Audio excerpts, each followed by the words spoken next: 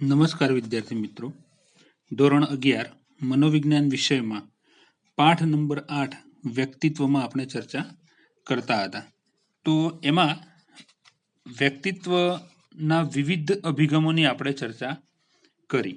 હવે છે વ્યક્તિત્વ વિકાસને અસર કરતા પરિબળો કયા છે.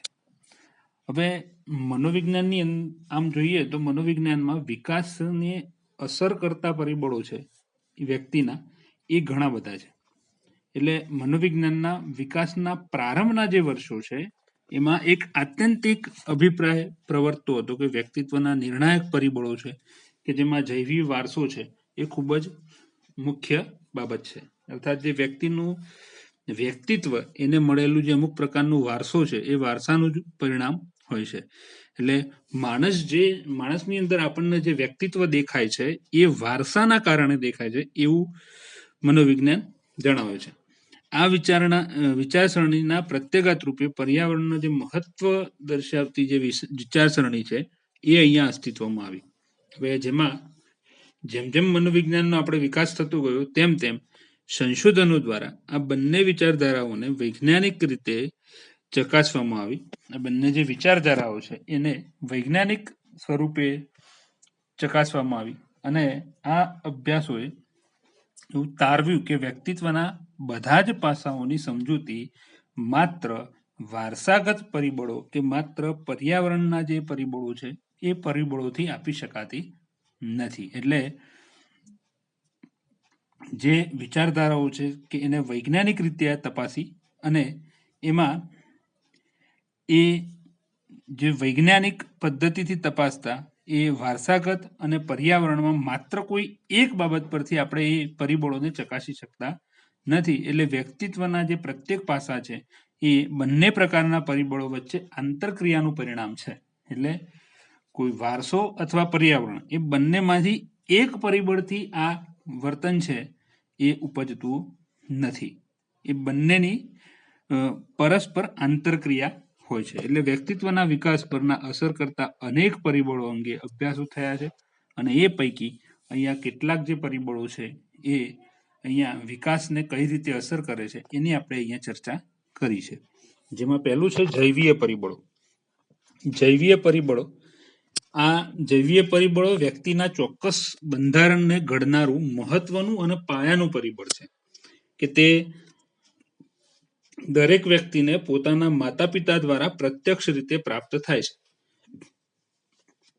આ માતા પિતા દ્વારા પ્રત્યક્ષ રીતે આપણને પ્રાપ્ત થાય છે, પરંતુ એની એક સળંગ શ્રેણી હોય છે અને આ વારસા શ્રેણીમાં પ્રત્યેક કક્ષા લક્ષણની સામાન્યતા અને ભિન્નતા અહીંયા નક્કી કરે છે. એટલે દરેક વ્યક્તિને એના પ્રાણી, વર્ગ, વંશ, કુટુંબ, માતા પિતા તરફથી મળતા જે રંગસૂત્રો છે એ રંગસૂત્રોના વિશિષ્ટ સંયોજન છે એ સંયોજન અનુસાર વિશિષ્ટ વારસો મળે છે. આમ વ્યક્તિની બાબતમાં જોવા મળતા જે વ્યક્તિગત તફાવતો છે એ તફાવતોના ઉદ્ભવ સ્થાન તરીકે આનુવંશિક જે પરિબળો છે એ પરિબળોની અહીંયા નિર્ણાયક અસર ગણવામાં આવે છે. એટલે દરેક વ્યક્તિના પ્રાણી, વર્ગ, વંશ, કુટુંબ અને માતા પિતા તરફથી આ રંગસૂત્રો મળે છે એનું અહીંયા વિશિષ્ટ સંયોજનો અનુસાર એક આપણને વારસો મળે છે અને એ વારસો આપણા વર્તનને અસર કરે છે.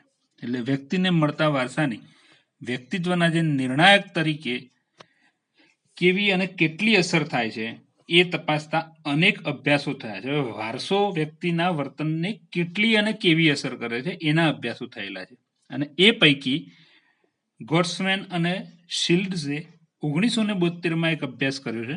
એમાં એણે 34 એક દળ જોડિયા અને 34 દ્વિદળ જોડિયા બાળકો લીધા. બે પ્રકારના બાળકો લીધા. 34 બાળકો એક દળ જોડિયા છે અને 34 બાળકો દ્વિદળ જોડિયા છે. હવે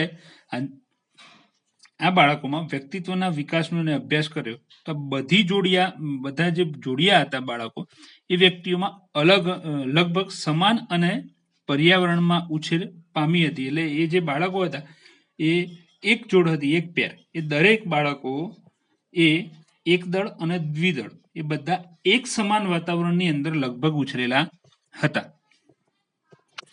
હવે તેઓ 16 સામાન્ય વ્યક્તિત્વ ઘટકોનું એમના માપન કરવામાં આવ્યું. 16 સામાન્ય ઘટકોનું માપન કર્યું. એમાં માત્ર 2 જ ઘટકો પરના પ્રાપ્તાંકોમાં દ્વિદર કરતા એક દર જોડિયા વ્યક્તિત્વના પ્રાપ્તાંકો વચ્ચે સહસંબંધાંક ઊંચો જોવા મળે છે. એટલે 16 ઘટકોમાંથી 2 ઘટકો એવા હતા કે એમાં દ્વિદળ કરતા એક દળ જોડિયા બાળકોમાં વ્યક્તિત્વના જે પ્રાપ્તાંકો હતા, વ્યક્તિત્વનું જે પ્રાપ્તાંકો માપેલા હતા એ વચ્ચે સહસંબંધાંક બહુ ઊંચો જોવા મળ્યો. જ્યારે એનું જે માનસિક સ્વાસ્થ્ય છે એ સંબંધિત જે ઘટકો છે એ ઘટકોનું માપન કરવામાં આવ્યું ત્યારે 10 માંથી 5 ઘટકોમાં એક દર જોડિયા વ્યક્તિઓનો પ્રાપ્તાંકો વચ્ચે દ્વિદળ વ્યક્તિઓ કરતા ઊંચા સહસંબંધાંક જોવા મળ્યા. 10 માંથી 5 ઘટકોમાં એક દર જોડિયા વ્યક્તિત્વના પ્રાપ્તાંકો વચ્ચે દ્વિદર જોડિયા જે વ્યક્તિઓ હતા એમાં ઊંચો સહસંબંધાંક જોવા મળે છે. એટલે આ બંને પરિણામો પરથી એવું કહી શકાય કે સામાન્ય વ્યક્તિત્વ ઘટકોની સરખામણીમાં માનસિક રોગો પ્રત્યે અભિમુખતાની જે જૈવ ઘટકો હોય છે એ ઘટકો વારસો છે એ નિર્ણાયક પરિબળો તરીકે અહીંયા ભાગ ભજવતો હોય છે. બીજું છે શારીરિક પરિબળો. હવે વ્યક્તિના શરીરની જે રાસાયણિક સમતુલા છે એ ગ્રંથિતંત્ર, ચેતાતંત્ર અને શરીરનું બંધારણ બાહ્ય જગત સાથેના જે વ્યક્તિના સંપર્કનું નિયમન કરે છે, એ વ્યક્તિનો સંપર્ક છે એના સાથે આ નિયમન કરે છે. એટલે આમાંનું કોઈ પણ શારીરિક પરિબળ છે એ બરાબર કામ ન કરે તો જગત સાથેના વ્યક્તિત્વનું જે સંપર્ક છે, અનુભવો છે, આપણે પ્રાપ્ત કરવાની જે તકો છે મર્યાદિત બની જતી હોય છે. એટલે જગત સાથેનું વ્યક્તિત્વનો સંપર્ક અને અનુભવો પ્રાપ્ત કરવાની તકો છે એ મર્યાદિત બની જાય છે. પરિણામે વ્યક્તિત્વ વિકાસનું વર્તુળ એ મર્યાદિત બને છે. એટલે શરીરમાં પાણી, ક્ષારો, વિટામિન વગેરે જે અપૂરતા પ્રમાણ છે એના કારણે કાર્યક્ષમતાની પર્યાપ્તતા ઉત્પન્ન થાય છે અને આંતરસ્ત્રાવોનું સંતુલન છે એ તૂટવાથી વ્યક્તિત્વ વિકાસ છે એ કુંઠિત બની જાય છે. એ ચેતાતંત્રની આંતરસ્ત્રાવી ગ્રંથિઓનું સંતુલન તૂટે એટલે વ્યક્તિત્વ વિકાસ છે એ કુંઠિત બને અને અમુક સંજોગોમાં વિકૃત વ્યક્તિત્વ તરફ એ દોરી જાય છે. ચેતાતંત્રની ખામીના કારણે ધ્યાન, સ્મૃતિ, પ્રત્યક્ષીકરણ, શીખવાની ક્રિયા, વિચાર, કૌશલ્ય વગેરે જેવા જે ઉચ્ચ મનોવ્યાપારો છે એના પર પણ એની વિપરીત અસરો થાય છે અને શરીર બંધારણ અને વ્યક્તિત્વ લક્ષણો વચ્ચે અહીંયા સ્પષ્ટ સાહચર્ય જોવા મળતું નથી.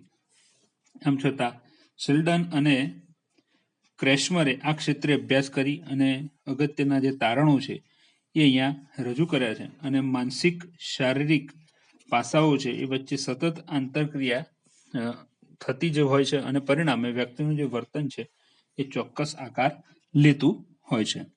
ત્યાર પછી છે મનોવૈજ્ઞાનિક પરિબળો. હવે મનોવૈજ્ઞાનિક પરિબળોમાં આપણે વાત કરીએ તો વ્યક્તિત્વ વિકાસની બુદ્ધિ, કાલ્પનિક શક્તિ, પ્રત્યક્ષીકરણ, તર્ક શક્તિ, સ્મૃતિ, નિર્ણય શક્તિ વગેરેનો મહત્વનો ફાળો રહેલો છે. એટલે આ પ્રકારની જે બુદ્ધિ શક્તિઓ રહેલી છે વ્યક્તિની એ મહત્વનો ફાળો હોય છે. એટલે આનુવંશિકતા દ્વારા પ્રાપ્ત થતા આ બધા જે ગુણ લક્ષણો છે એ વ્યક્તિત્વના વિકાસમાં મહત્વની ભૂમિકા ભજવે છે. હવે તેજસ્વી બાળકો સમાજની વિવિધ પરિસ્થિતિઓમાં સહેલાઈથી સમાયોજન સાધી શકે છે. તેજસ્વી બાળકો છે એમને સમાજની વિવિધ પરિસ્થિતિઓમાં કોઈ ખાસ પ્રોબ્લેમ આવતો નથી, કારણ કે સહેલાઈથી સમાયોજન સાધે છે. વિકટ પરિસ્થિતિઓમાં પણ એ પોતાનો માર્ગ છે શોધી લેતા હોય છે.